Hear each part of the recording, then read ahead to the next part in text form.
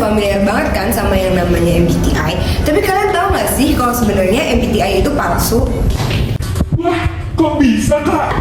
Nah, penasaran banget gak sih? Langsung aja kita simak penjelasannya berikut ini.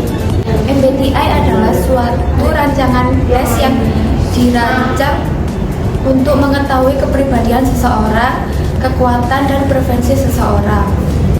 Nah, jenis-jenis MBTI itu ada 16.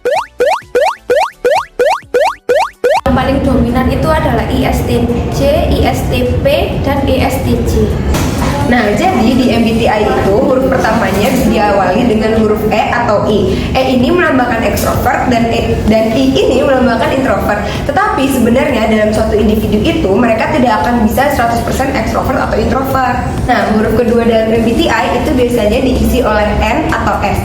N itu berarti intuisi dan S itu berarti sensori. Kalau intuisi itu lebih ke bagaimana kita memprediksi kejadian yang akan terjadi.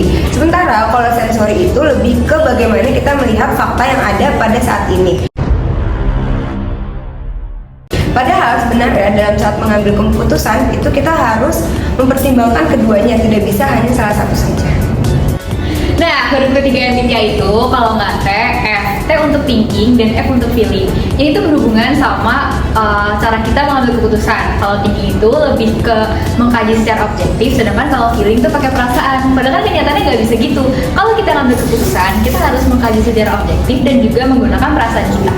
Huruf terakhir kalau nggak J itu P. J itu judging, P itu perceiving. Biasanya kalau orang yang judging tuh bakal lebih kaku, sedangkan kalau perceiving tuh katanya bakal fleksibel. Padahal kan dulunya kita butuhin, kita butuh berpaku pada peraturan, tapi pada suatu saat yang membutuhkan fleksibilitas, kita juga tetap harus bisa fleksibel.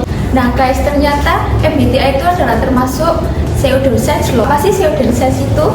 Pseudoscience itu adalah ilmu pengetahuan yang seolah-olah ilmiah tapi tidak mengikuti metode ilmiah. Kok bisa? Kenapa pseudoscience? Jadi suatu tes dapat dikatakan valid apabila ia memenuhi kriteria reliabilitas dan validitas.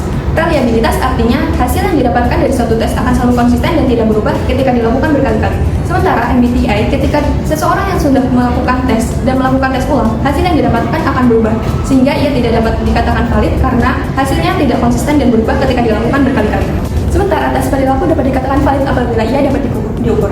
Di MBTI tersendiri itu ada 4 kelompok sesuai tipe kepribadian. Tapi ketika dicoba kepada sejumlah orang, hasilnya menunjukkan ada 6 kelompok, sehingga MBTI tidak dapat dikatakan valid karena hasilnya tidak dapat diukur.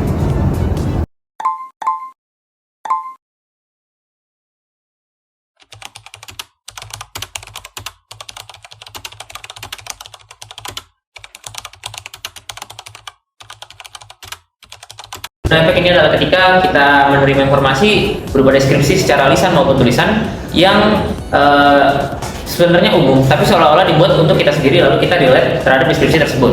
Contohnya adalah misalnya di MBTI saya adalah ENTP. ENTP itu dikatakan dapat cepat beradaptasi pada segala situasi, menikmati waktu saat sendiri dan kurang peka terhadap lingkungan.